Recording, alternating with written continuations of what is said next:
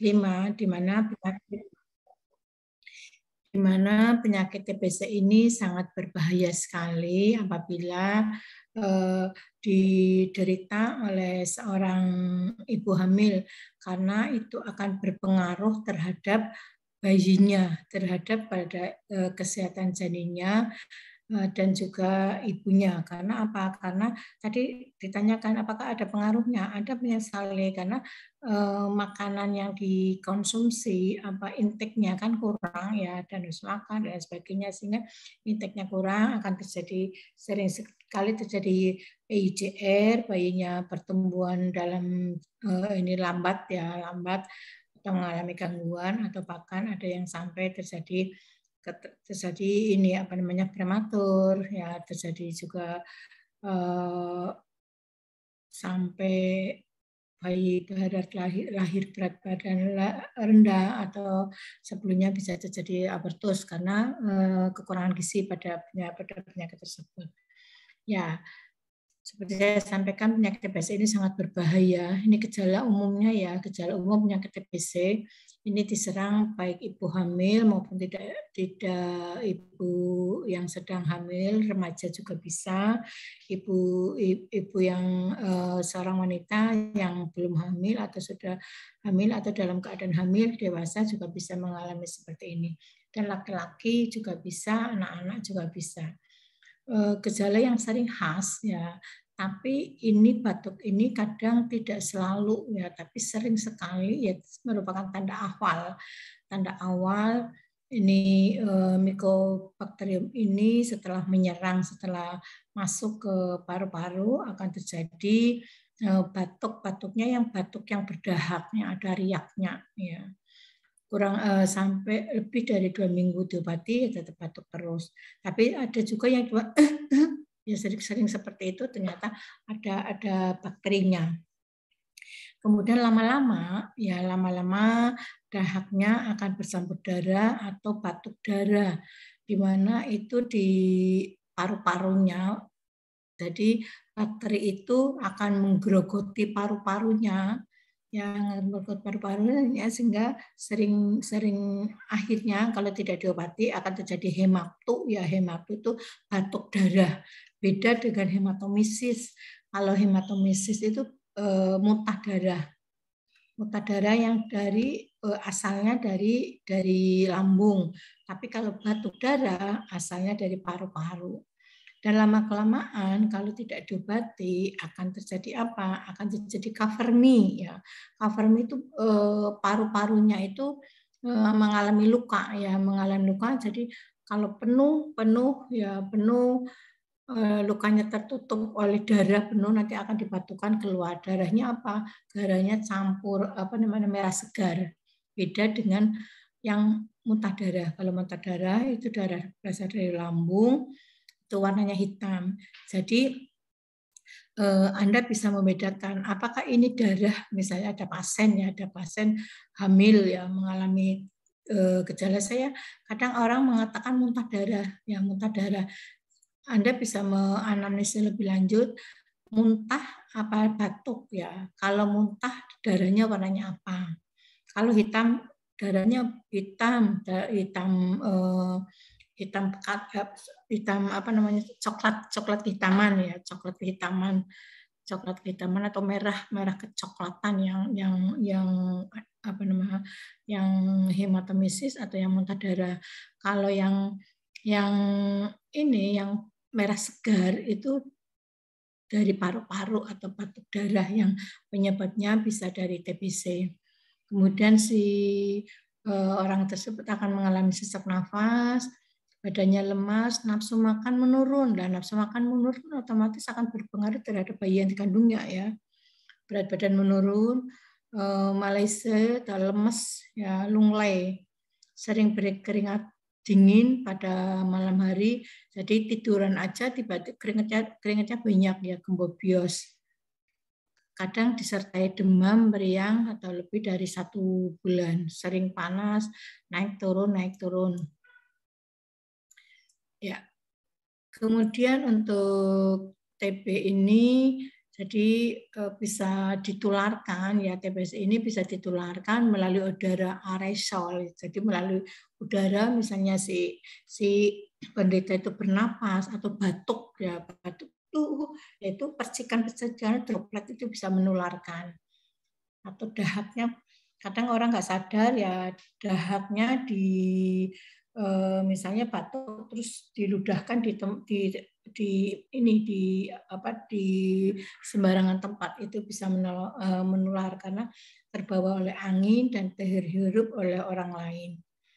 Nah, ini batuk seperti ini, udaranya kan mungkin beberapa, tapi nggak jauh-jauh ya, mungkin di sekitarnya, misalnya dekat-dekat batuk kan bisa menularkan ke orang yang sekitarnya.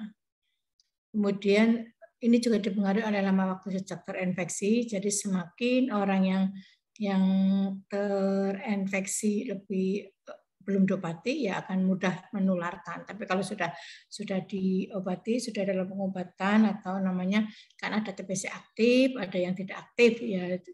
TBC aktif itu TBC yang masih menularkan, tapi kalau sudah diobati itu namanya TBC tidak aktif. Kemudian ini usia seseorang juga berpengaruh untuk terjadi infeksi. Jadi semakin tua, semakin imunnya rendah itu gampang tertular. Kuman dapat bertahan lama ya di ruangan yang tidak terkena sinar matahari atau lembab. Jadi misalnya pasien tersebut tinggalnya di ruangan yang gelap, ya bukan hanya gelap, maksudnya ventilasinya kurang. Itu di situ kuman itu nggak mudah mati ya, karena kuman ini mati oleh matahari, oleh panas itu gampang mati. Tapi kalau di daerah di tempat yang lembab dia akan lama ya bertahan untuk hidupnya. Sehingga dianjurkan untuk rumah ya ada ventilasi untuk pertukaran udara. Kemudian ini untuk penularannya ya, penularannya pada saat bicara ini ada 0 sampai 210 partikel yang keluar yang bisa menularkan, pada satu aja bisa menularkan satu orang. Nah, ini kemudian kalau batuk sampai 3.500 yang ditularkan, bersin 4.500 atau sampai 1 juta partikel. Jadi ketika bersin, ini kayak paru-parunya ya, ini paru-parunya berlubang itu. Ini di sini itu ada bakterinya. Ketika bersin itu kemana-mana. Nah, pada saat ada matahari dia akan mati. Kuman itu akan tidak bertahan lama. Sedangkan kalau misalnya bersinnya di rumah yang tertutup, ya rumah yang tertutup atau di tempat-tempat yang tertutup, ini akan lama bertahan di situ, sehingga pada orang yang masuk mungkin padahal pada masuk dia sudah tidak bersin, tapi kuman-kumannya kan masih menempel di sekitarnya, bisa akan tertular. Nah, ini penyakit TBC, kadang orang beranggapan itu penyakit kutukan atau keturunan, itu sebenarnya tidak ya, karena penyakit TBC itu kuman ya, karena penularan itu oleh kuman Mycobacterium. Penyakit TB ini, tuberkulosis ini bisa diobati sampai dengan sembuh dengan cara menjalani pengobatan secara teratur selama 6 sampai 8 bulan.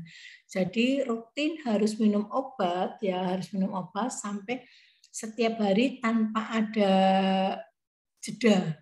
Karena kalau misalnya lupa 2 hari itu harus diulangi lagi dari awal.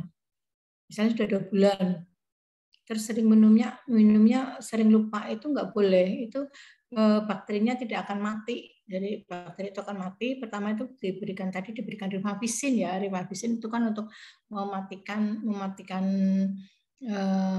bakterinya. Kemudian kalau dulu diberi streptomycin suntikan, tapi suntikan streptomycin itu sangat tingkat alerginya sangat tinggi sekali, sehingga kalau sekarang tidak dianjurkan, tidak direkomendasikan diberikan suntikan. Diberikannya etambutol ya, etambutol, tapi pemberian etambutol itu juga pemberian etambutol itu kalau diberikan secara terus-menerus bisa mengganggu telinga ya, mengganggu pendengaran. Jadi dianjurkan benar-benar pada penderita yang mengalami TBC harus minum secara teratur dan ada pendampingan. Tadi ada PMO ya, pendampingan minum obat.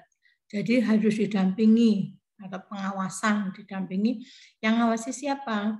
Yang ngawasi bisa keluarga terdekat, kemudian juga nanti kalau ada apa-apa laporan ke petugas puskesmas. Untuk penyakit tuberkulosis ini pengobatannya bisa di puskesmas karena tidak dipungut biaya. Harapan dari pemerintah kan nol ya, nol untuk TBC. Tapi sampai saat ini masih ada yang menderita TBC. Kemudian penyakit ini jangan dijauhi, kadang nanti ketularan ya. Ditekankan atau dianjurkan si pasiennya itu apabila batuk ya kemudian dahaknya dibuang di tempatnya yang sudah tersedia ya, misalnya dikasih Lysol, kasih Wifol ya, atau mungkin jadi langsung mati ya, jangan sembarang tempat, sehingga pada saat batuk ya etika berbatuknya ditutup ya, misalnya ada dahaknya ditampung di ininya disiapkan. Kalau tidak ada ya ditutupi. Biasanya kita kalau mau batuk kan ditutupi ya, pakai mungkin pakai apa namanya tisu, atau kalau sekarang kan sudah menggunakan masker, wajib menggunakan masker. Ya, bagaimana untuk mendiagnosis penyakit TBC? Untuk pasien TBC yang dewasa bisa dikatakan sakit apabila dilakukan pemeriksaan dahak atau BTA. Ya, kalau BTA-nya positif, ini melalui mikroskop ya, BTA-nya positif, baksil TBC ya, baksil TBC-nya aktif ya, itu menggunakan mikroskop ada itu berarti ada kuman TBC-nya dan didiagnosis TBC. Tadi kalau dikatakan oleh kelompok, tadi pemeriksaannya yang pertama pemeriksaan fisik, iya, pemeriksaan jantung dan paru, jantung dan paru penunjang.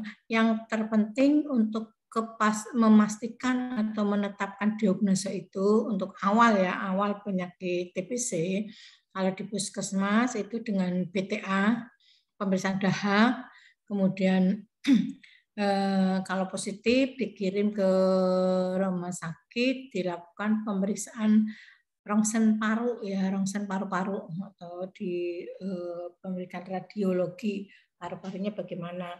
Setelah itu baru dilakukan pemeriksaan lain apabila akan memberikan obat. Tadi kan kalau misalnya diberikan obat TBC, efeknya tadi kan terjadi ekterik kuning ya, harus dilakukan cek hepar ya, kemudian juga cek organ lainnya, bisa di ginjal, tapi yang langsung berpengaruh itu biasanya di hepar atau jadi tarik kata kuning. Ya, ini misalnya ini lewat ini ya apa namanya vaksilnya lewat sini ya, langsung ini ke paru-paru, kemudian untuk TBC ini bisa juga tidak hanya paru-paru, ya tidak di paru-paru tok. Jadi kalau perempuan bisa di panggul, ya ini di panggul, atau bisa juga di otak, ya di liver, jadi atau di anesia atau di tuba. Jadi untuk TBC ini, kuman ini tidak hanya di paru-paru, bisa terjadi di organ-organ lain, bisa di usus, kemudian di alat genitalia, ya. Tapi yang sering genitalia ya, yang sampai dengan prostat, ya, di ureter, sering sekali mengenanya itu di paru-paru. Ya, kalau yang lain, yang organ yang lain itu jarang sekali. Ya, yang sering terjadi itu penyakit ini di paru-paru. Jadi TBC paru, ada TBC panggul, TBC tulang, ya TBC tulang ditandai ini dengan adanya benjolan, terus bisa juga terasa kelainan ada keluhan-keluhan yang lain tapi tidak batuk, ternyata dia TBC-nya tidak TBC di paru-paru, ya kalau di paru-paru itu khas tandanya batuk. Tapi kalau yang misalnya di ini di panggul, ya, di panggul itu ada keluhan nyeri, panas, kemudian lama-lama itu ada pesnya, ada nanahnya. Nah, itu juga berpengaruh terhadap kesuburan, ya, jadi infertil. Kemudian bagaimana untuk mencegah penularan penyakit TB ini? Utamakan perilaku hidup bersih dan sehat. Ya, antara lain sering membuka jendela, pintu setiap pagi agar udara dan sinar matahari masuk. Kemudian ventilasinya cukup. Kemudian dengan adanya ventilasi cukup maka akan sinar matahari akan masuk, ya. Kalau memang rumahnya pokoknya desain agar matahari bisa masuk ke baik ke kamar maupun ke ruangan-ruangannya. Karena dengan matahari langsung itu kuman bisa segera mati. Dalam mengkonsumsi makanannya juga yang bergizi, jadi menggunakan menu seimbang, tidak merokok dan minum minuman keras, kemudian melakukan olahraga secara teratur.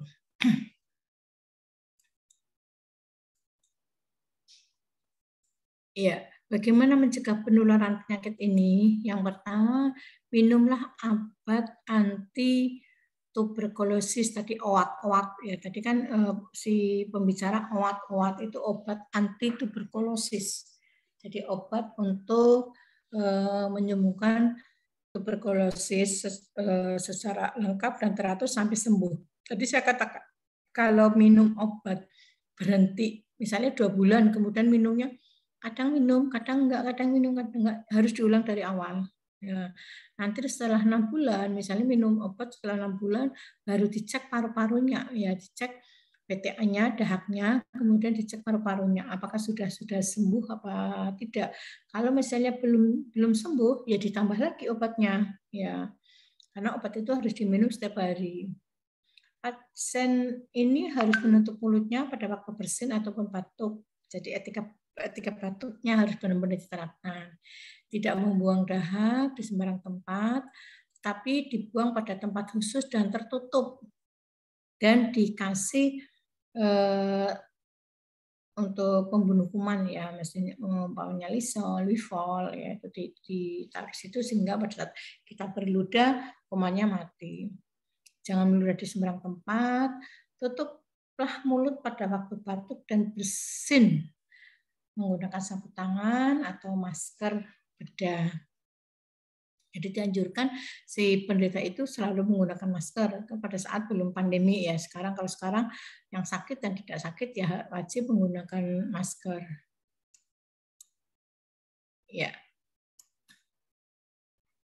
Kemudian pengobatan untuk orang dewasa, ya, berlangsung selama 6-8 bulan berbagi 2 tahap. Ya, ini tahap yang diminum setiap hari selama 2 atau 3 bulan diminum terus, ya. Kemudian selanjutnya diminum dalam 3 kali dalam seminggu selama 4-5 bulan. Kemudian dilihat kepatuhannya, ya, patuh terus minum obat secara rutin apa tidak, karena ini akan mempengaruhi kesembuhan. Tahap awal obat diminum setiap hari selama 2-3 bulan, tahap lanjutan ya diminum 3 kali selama 4-5 minggu. Ya, ini efek samping. Tadi juga dari kelompok menyampaikan efek sampingnya apa? Ada ringan, ada berat. Kalau ringan hanya tidak ada nafsu makan, mual, sakit perut, kemudian terjadi nyeri sendi. Kadang kesakitan, ya kesemutan, kemudian merasa kakinya kayak terbakar. kemudian ada warna kemerahan pada air seni. Jadi disampaikan pada saat pengobatan diberi obat, ini nanti pada saat kencing warnanya merah. Jadi tidak apa-apa.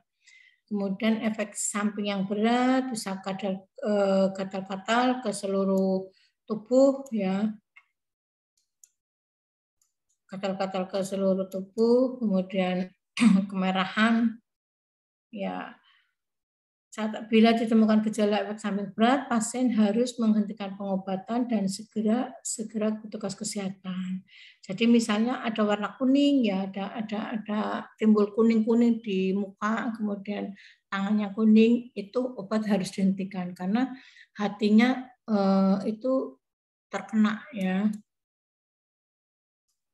Kemudian untuk akses, ya, untuk pelayanan berkualitas ini yang pertama bisa di puskesmas, rumah sakit, balai kesehatan masyarakat, ya, balai paru-paru itu ada. Dulu itu rumah sakit Tugu, ya, itu rumah sakit khusus lepra, ya. Untuk balai kesehatan masyarakat paru di masyarakat sekarang ada di mana itu di depan rumah sakit Telogorejo itu ada. Kemudian bisa di dokter praktek mandiri atau klinik Pratama. Ini obat-obat TBC itu bisa diberikan secara gratis, tidak usah beli.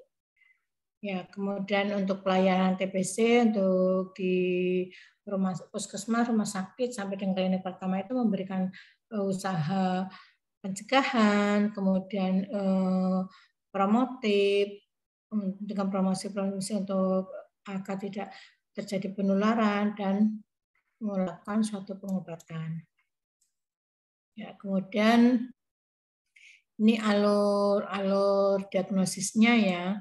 Mungkin saya kira ini nggak perlu sekali, ya, tapi paling tidak Anda mengetahui.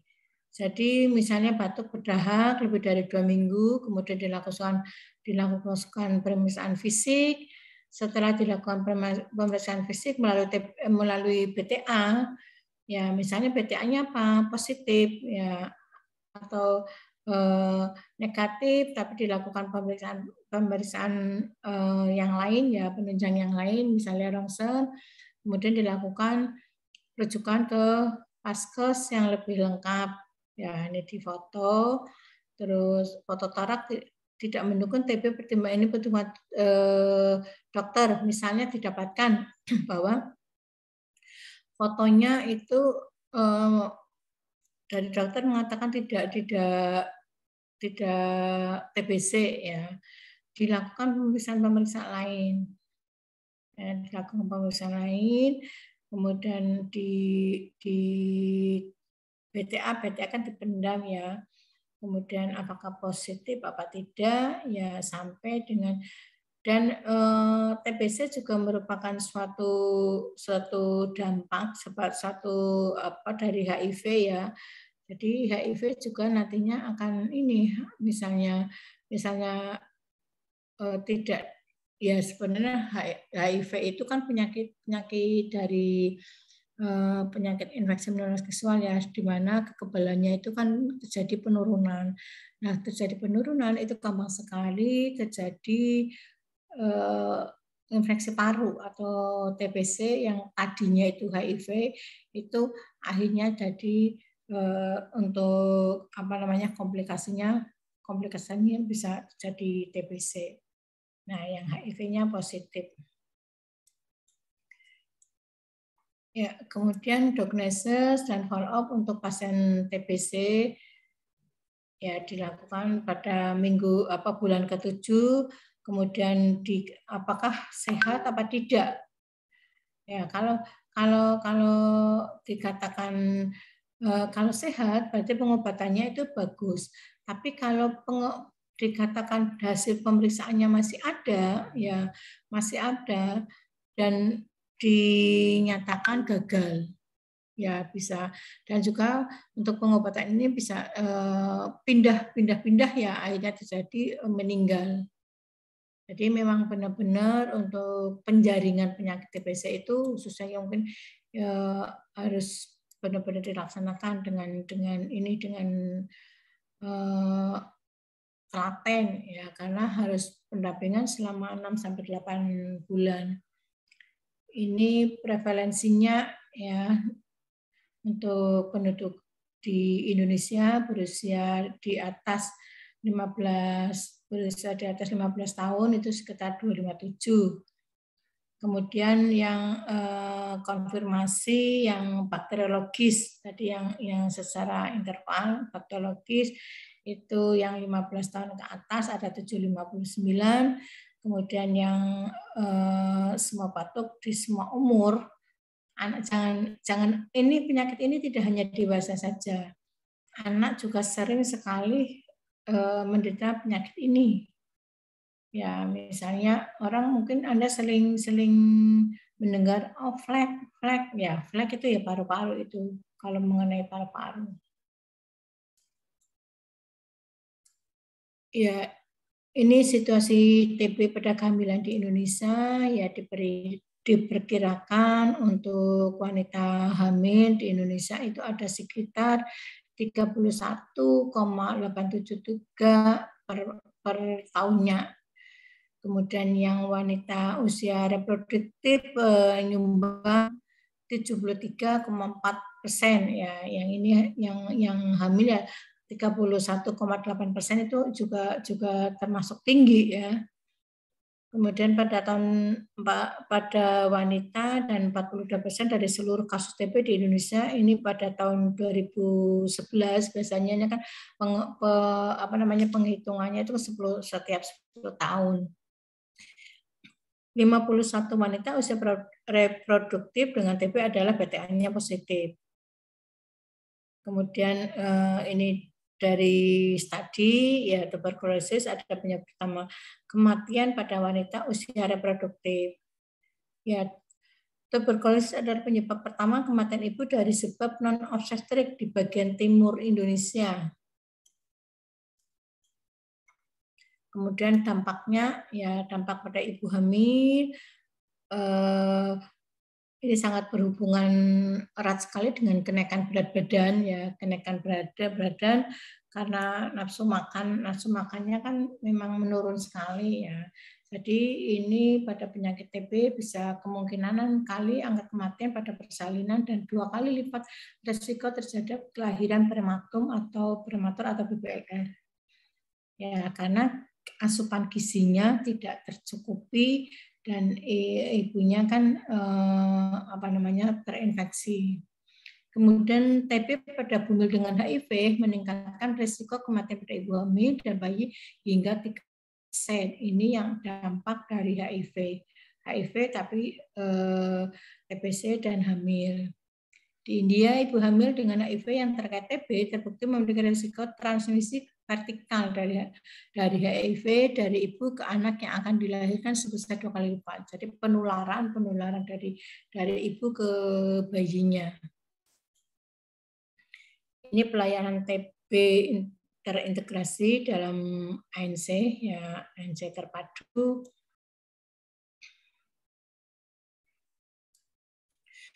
Terobosan program PP dan PL untuk pencapaian indikator secara umum ya dengan meningkatnya derajat kesehatan maka akan menurunkan AKI dan AKB dan menurunkan stunting.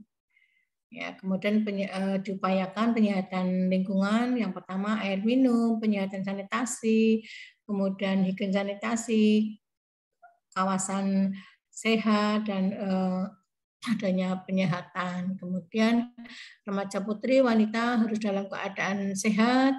Ini termasuk untuk mencegah penurunan angka kematian ibu dan bayi serta menurunkan morbiditas dan mortalitas, menurunkan morbiditas dan disabilitas penyakit tidak menular.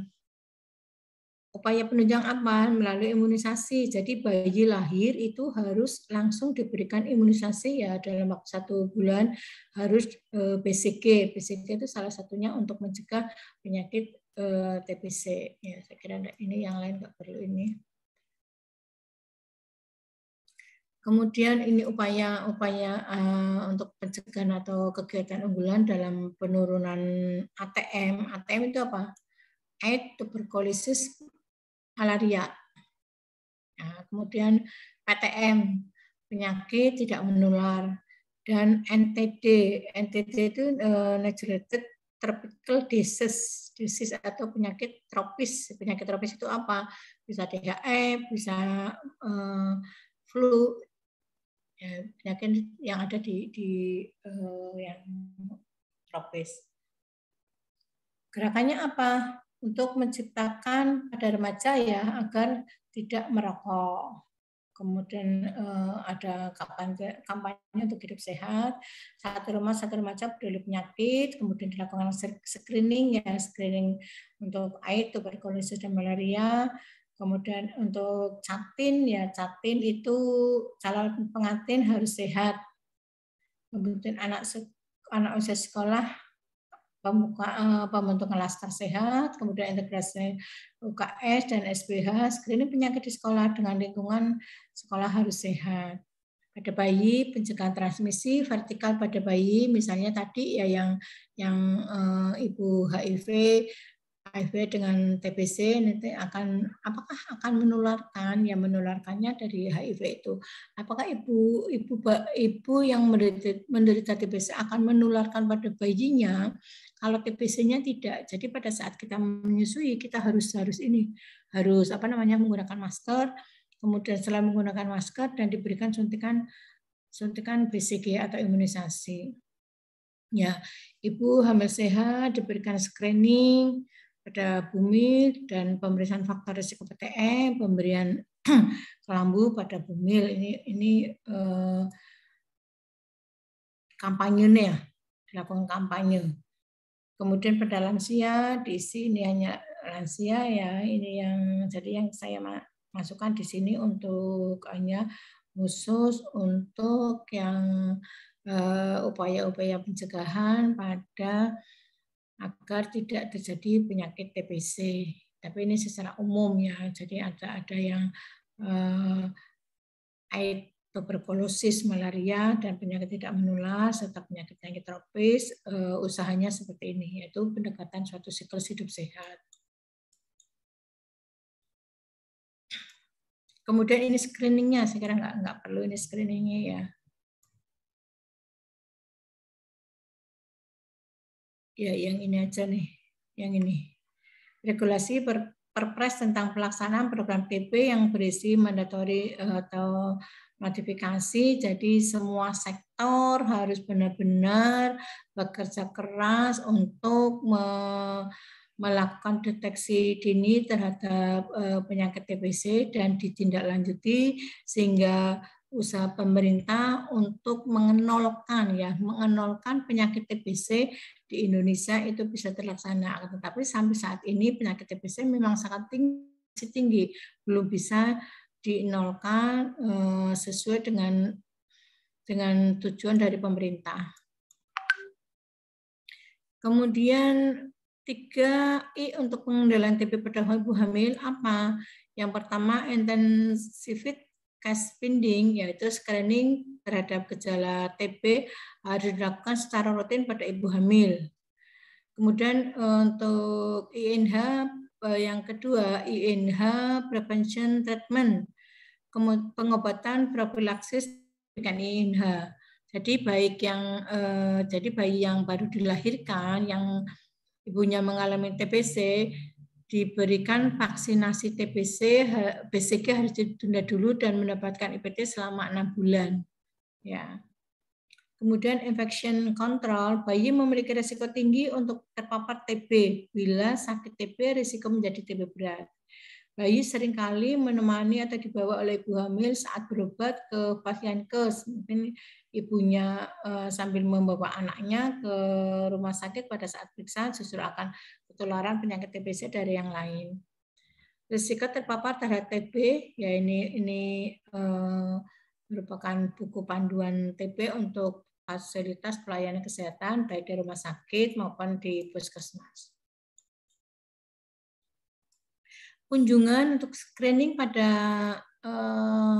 ANC ya untuk ibu hamil apabila didapatkan ada gejala TB seperti batuk lebih dari 2 minggu, ada pada malam keluar keringat, tidak dengan aktivitas, berat badan tidak naik, mestinya pada ibu hamil kan harus naik ya, satu kenaikan berat badan pada ibu hamil selama hamil sampai dengan lahir paling enggak sampai dengan persalinan paling enggak sampai 12 kilo ya. Kalau tidak naik berarti ada sesuatu. Apalagi sampai batuk darah dan atau kontak dengan pasien TB, pernah kontak dengan pasien TB, mungkin dalam keluarganya ada TB. Nah, setelah di screening ya dari 5 ini, apabila ada satu pertanyaan jawabnya iya, misalnya batuknya lebih dari 2 minggu iya, keringat malam tidak, berat badan tidak, ini salah satu ya harus dirujuk, dilakukan pemeriksaan lanjutan ya atau melakukan kolaborasi. Ya, ini jejaring internal dalam pelaksanaan TB di puskesmas. Jadi misalnya tadi ada screening, pada saat screening ada jawaban ya, kemudian dikonsulkan ke balai pengobatan atau di PP, kemudian diperiksa laboratoriumnya, BTA-nya, dahaknya, hasilnya dikirimkan lagi, kemudian diberikan ke petugas TB, dikasih obat, kembali ke TB, terus ke BP ya, terus kembali ke sini dikasih ambil obat di apotek. Ya, itu mungkin yang bisa tambahi ya, dari tadi dari kelompok sudah bagus, sudah full, tapi ini saya tambahi, saya hanya memberikan penekanan di mana penyakit TBC ini sangat-sangat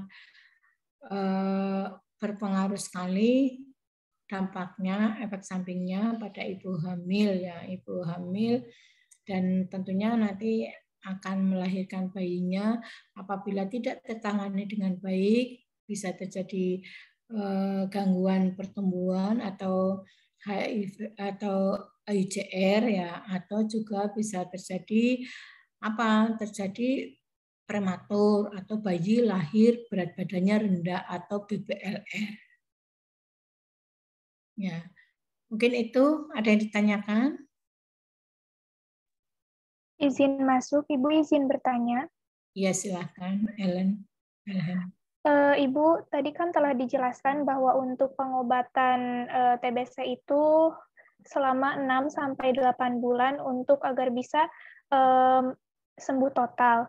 Nah, Ibu, apakah apabila pasien TBC yang telah sembuh total itu dapat kembali terjangkit TBC lagi atau tidak ya, Bu? Terima kasih, Bu. Iya, pertanyaan yang bagus sekali dari Elhen. Apakah ibu yang menderita penyakit TBC setelah sembuh bisa kena lagi? Ya, bisa terinfeksi lagi. Bisa sekali. Ya, apabila si orang tersebut daya tahannya rendah, ya, imunnya rendah, dan pola hidup untuk bersih ya PHBS-nya kurang baik. Ya, mungkin ventilasi rumahnya atau dia perilakunya kurang sehat, bisa juga tertular lagi dan justru nanti akan yang terkena lagi, misalnya tadi kan sudah terjadi cover me ya, ada lubang di paru-parunya, itu gampang untuk ini lagi, untuk terinfeksi lagi. Jadi gizinya harus benar diperhatikan, kemudian pola hidupnya tidak merokok, ya tidak merokok, kemudian untuk ventilasi rumah, kemudian juga yaitu harus berperilaku hidup bersih dan sehat. Begitu Elhen. Terima kasih banyak Ibu. Ya, sama-sama. Ada lagi?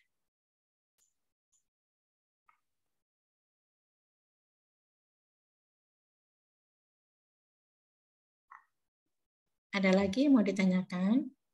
Ibu izin bertanya. Ya, silahkan. Amriatul. Ya, oke. Oke, Ibu. Perkenalkan saya Amriatul Huda, nomor absen 28. Izin bertanya, saat hamil itu kan Ibu mengalami penurunan imun ya Ibu. Itu apakah Ibu hamil yang menderita penyakit TBC memiliki resiko memiliki resiko lebih tinggi untuk terkena komplikasi penyakit daripada ibu non penderita TBC, Ibu. Iya. Kalau maksudnya kalau ibu hamil kan imunnya rendah, apakah bisa lebih mudah terkena penyakit TBC gitu ya? Apa yang sudah punya TBC? Iya, itu yang ibu hamil penderita TBC apakah lebih beresiko menderita komplikasi penyakit lain? Iya. Iya, Mbak Amriatul. Jadi ibu yang menderita penyakit TBC itu bisa juga terkena komplikasi penyakit lain, misalnya apa? Misalnya tadi hepatitis atau karena pengaruh obat ya, pengaruh obat atau efek samping obat itu bisa terjadi kuning dan mengganggu fungsi hepat, fungsi hati, atau juga bisa terjadi anemis ya karena untuk pasokan makannya kurang dan dia terinfeksi. Jadi kan leukositnya tinggi, HB-nya rendah, jadi anemis, atau bisa juga penyakit-penyakit yang lain. Tapi yang sering terjadi itu terjadi gangguan fungsi hati ya, gangguan fungsi hati dan juga anemi. Infeksi itu juga penyakit lain misalnya apa? Misalnya bisa tertular, gampang tertular penyakit, mudah tertular penyakit lain, bisa juga pada saat tertular penyakit karena ada yang penyakit tipes dalam keluarganya bisa ketular, atau mungkin flu ya bisa ketular. Jadi gampang mudah sekali tertular penyakit yang lain. Karena pada saat itu si ibunya kan memang kondisinya masih lemah ya. Jadi untuk itu ibu hamil yang menderita penyakit TBC mestinya susu ya, harus mengkonsumsi susu, kemudian vitamin. Di samping itu juga mengkonsumsi obat-obatan yang diberikan oleh dokter ya, tahap pertama dan tahap lanjutan. Tahap pertama kan sampai 3 bulan itu full ya, 2-3 bulan. Kemudian dilanjutkan 3 kali dalam satu minggu untuk minumnya. Itu. Ya, begitu. Ada lagi? Mungkin ada yang ditanyakan lagi? Mbak Amriatul sudah jelas? Oke, Ibu, terima kasih. Ya, sama-sama. Ada lagi? Ibu izin bertanya. Ya, Anggi, silakan. Apakah ada pantangan makanan tertentu Ibu untuk penderita TBC? Ya, Anggi, baik sekali pertanyaannya. Tidak ada. Jadi justru TKTP, tinggi kalori, tinggi protein. Jadi harus tinggi semuanya. Terkecuali ya hanya satu, mungkin ya hanya ini obat ya makanan yang merangsang batuk. Misalnya yang serak-serak, goreng-gorengan ya lebih baik tidak. Tapi kalau pantangan apa? Kalau misalnya tidak batuk ya nggak apa-apa makan gorengan ya misalnya itu. Tapi yang jelas justru harus TKTP, tinggi kalori, tinggi protein, semuanya harus tinggi. Tidak ada pantangan misalnya tidak boleh makan hati atau tidak makan ayam, itu tidak, justru harus mengkonsumsi makanan yang tinggi semua, kalori dan protein. Gitu Mbak Anggi. Terima kasih Ibu. Ya, sama-sama. Ada lagi? Ya, baik. Kalau tidak ada ya. Kalau tidak ada, ini sudah saya upload ya di Healthy. Jadi saya setiap ini mengajar saya langsung upload ya. Tolong nanti dibaca, dilihat. Kemudian juga dari kelompok, tolong juga di-upload ya untuk kelompoknya, dan juga di bawahnya ada hasil diskusinya ya, tanya jawabnya apa ditambahi di PowerPoint-nya di situ. Kemudian ini siapa ya itunya, PJ-nya siapa? PJ-nya Gina apa bukan ya? Saya Ibu. Iya. Angelika, Angel. Iya. Iya. Diisi ya untuk apa namanya direalisasi teori dan kontrak, diisi yang materinya apa, kemudian berapa yang hadir, ada kan? Realisasi teori dan kontrak, kemudian setiap ada pertemuan di screenshot itu dimasukkan di dokumennya di bawah. Ya, ya, baik, jangan sampai terlupakan nanti akan berpengaruh terhadap kehadirannya. Ya, gitu ya. Mungkin kalau tidak ada pertanyaan, mungkin hari ini saya akhiri sampai sini. Semoga kita selalu diberikan kesehatan, keselamatan, sehingga sewaktu-waktu kita bisa ketemu secara luring. Ya, semoga pandemi ini segera berakhir ya. Dan kita semua selalu dalam lindungan Allah Subhanahu wa taala, Tuhan yang Maha Kuasa ya. Baik, terima kasih untuk pertemuan hari ini. Mohon maaf apabila ada kekurangan. Saya akhiri. Wassalamualaikum warahmatullahi wabarakatuh.